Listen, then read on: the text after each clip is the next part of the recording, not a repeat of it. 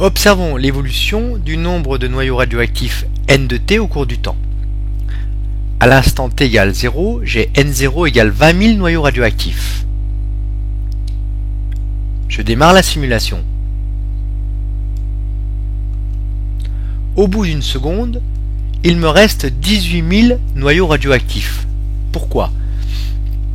Eh bien, la probabilité de désintégration à chaque dixième de seconde est égale à 1%.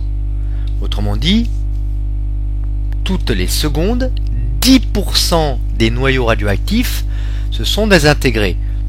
J'en avais 20 000 au départ, 10% de 20 000 ça fait 2000, 20 000 moins 2000 me fait bien 18 000 noyaux radioactifs restants. Alors c'est une moyenne, évidemment, puisqu'il s'agit d'une probabilité de désintégration par seconde de 10%, c'est environ 10%. On continue. On voit que le nombre de noyaux radioactifs diminue au cours du temps.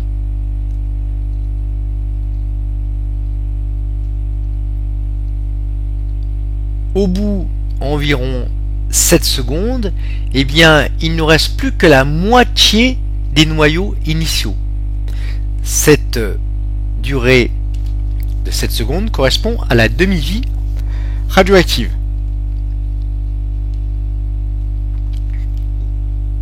On voit que le nombre de noyaux radioactifs diminue de façon exponentielle. Donc N de T est égal à une fonction exponentielle décroissante. Au bout d'environ 30 à 40 secondes, il ne reste plus de noyaux radioactifs, ils se sont tous désintégrés.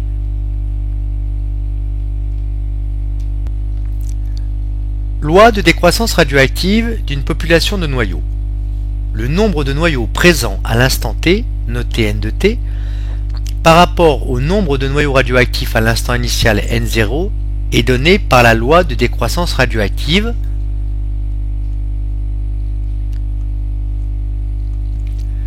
N de T égale N0 exponentielle de moins lambda T avec lambda constante de désintégration radioactive en seconde moins 1, T en seconde et N0 nombre de noyaux à l'instant initial, N de T nombre de noyaux à l'instant T. Qu'est-ce que la constante de temps radioactif tau? La constante de temps de l'élément radioactif est égale à l'inverse de sa probabilité de désintégration par seconde lambda. Tau égale 1 sur lambda. Unité la seconde pour tau. Pour déterminer graphiquement tau, tracez la tangente à la courbe N de T, elle coupe l'axe des temps en T égale tau, comme nous le voyons sur cette figure. Demi-vie T1,5 en seconde d'un nucléide radioactif. On caractérise un nucléide par sa demi-vie, qui est la durée au bout de laquelle le nombre de noyaux radioactifs restants, N de T1,5, est égal à la moitié du nombre initial de noyaux N0. N de T1,5 vaut donc N0 sur 2. La demi-vie est liée à la constante de temps par la relation suivante, T1,5 égale tau fois la N de 2, égale à N de 2 sur lambda, car vous savez que tau égale 1 sur lambda.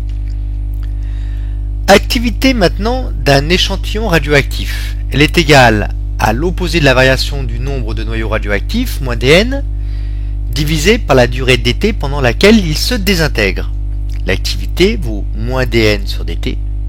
Autrement dit, l'activité est égale à l'opposé de la dérivée du nombre de noyaux radioactifs à l'instant t par rapport au temps. Je dérive n de t, qui vaut n0 exponentielle de moins lambda t, on l'a vu, c'est la loi de décroissance radioactive. Je sors n0. La dérivée d'exponentielle de moins lambda t, eh bien c'est égal à moins lambda, qui est une constante. Moins lambda fois moins n0, ça fait lambda fois n0.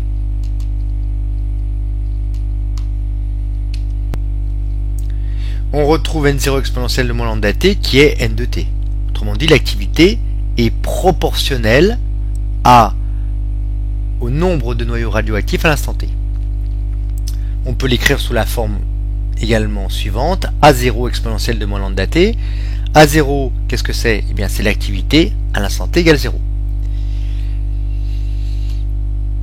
Quelle est l'unité d'activité?